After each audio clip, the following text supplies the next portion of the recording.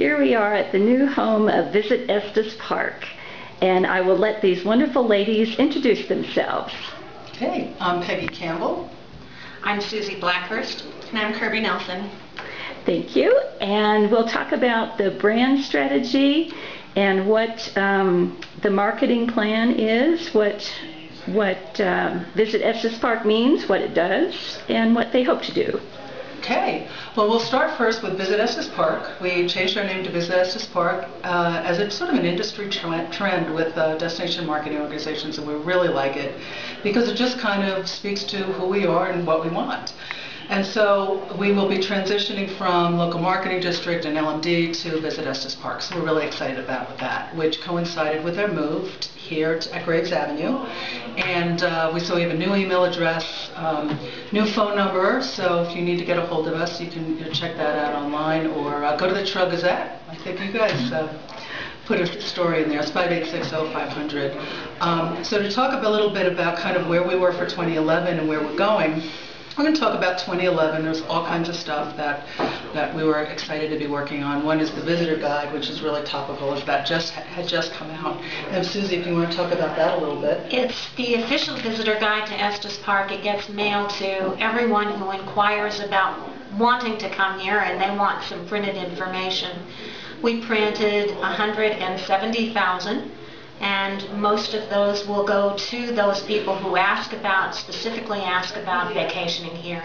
It's an all-new concept. It, again, follows industry standards and is on the cutting edge of being a new kind of destination magazine that is actually a magazine. It's a tabletop kind of publication that has been compared to, it almost looks like Sunset Magazine. Oh, wow. So we're real excited about that and real pleased that it has been accepted so well by so many people.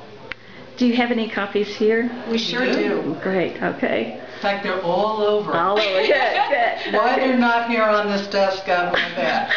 So I would have held it up. Okay. Yeah, they're all over the Okay, okay. Yeah. Then the other thing that we kind of wanted to talk about is our key indicators. We use a key indicator report to measure and track everything that we do. We track things on a monthly basis like Visit Estes Park lodging tax, Estes Park, the town of Estes Park sales tax, even as it relates to lodging tax and dining tax and shopping tax. We also measure our Facebook fans and how many of those we're getting, how many visitor guides have we delivered.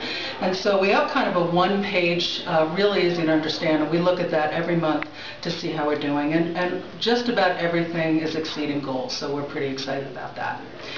One of the things that we're doing for 2012 that your viewers have probably read about in the papers and heard buzz about with us, and that is our Destination Brand Strategy Project, which we started in September of 2011.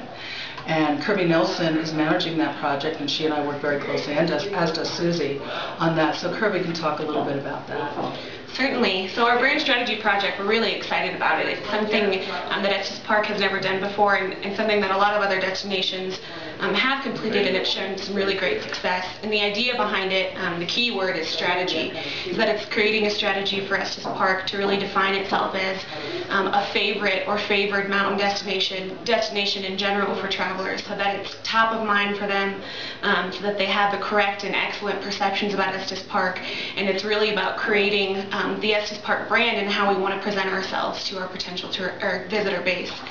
It's a 4-phase process, and we're working directly with the king, I think you could call him, of brand strategy. His name is Dwayne Knapp. He's a brand scientist, absolutely fantastic guy, author of books, all things destination brand strategy.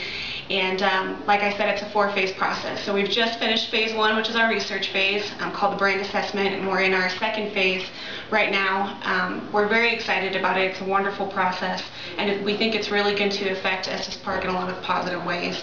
Things like community pride, increased tax benefits, things like that.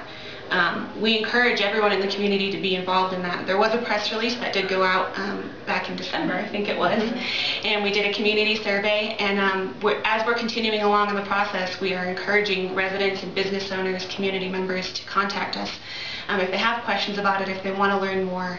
because we're certainly very excited about it, and so far we think it's going very well. We really are excited about that, and we're all just a-buzzing in our new offices here there. The other thing that we're really excited about is the success, and you'll remember, Julie, that about a year ago we brought on Turner Public Relations, who's done a phenomenal job for us. And Susie will talk about that a little bit. We were excited to get coverage that crossed the United States and went into Canada and throughout North America, and it pushed our PR value, which is, if we had to buy the space, what it would have cost us, and it pushed us over $4 million this year. Wow. And it was a story specifically about elk watching and fall in Estes Park, so it hit one of our seasons that is becoming a real prime time for people who enjoy Estes Park and enjoy the elk and all that fall has to offer. It was a wonderful story in the Associated Press, and that's how it got legs. Yeah, it was really just everywhere. I've gotten phone calls and emails about it.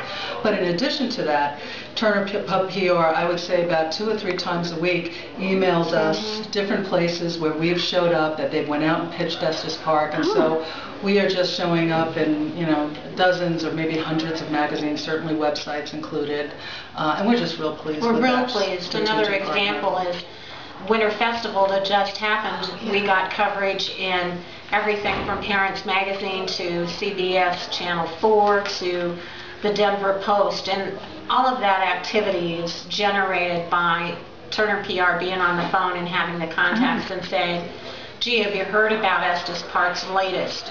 And they do that continually throughout the year, and in 2012 we've got some special features that are planned that they're going to be working on to generate coverage and information about Estes Park on a national basis as well as regionally.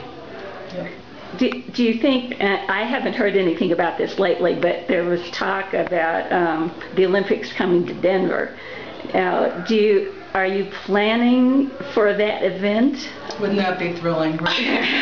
Our colleagues at Visit Denver are all over that, and they keep us posted, and there's been no decision, but they're certainly trying to get in the running for that.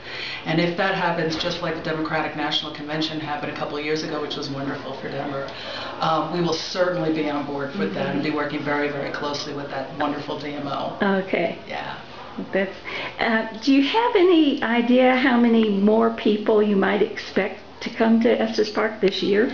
We just had, it's so funny that you asked that, because we just had a record, really a fantastic year last year. The Visitor Center saw over 400,000 people come through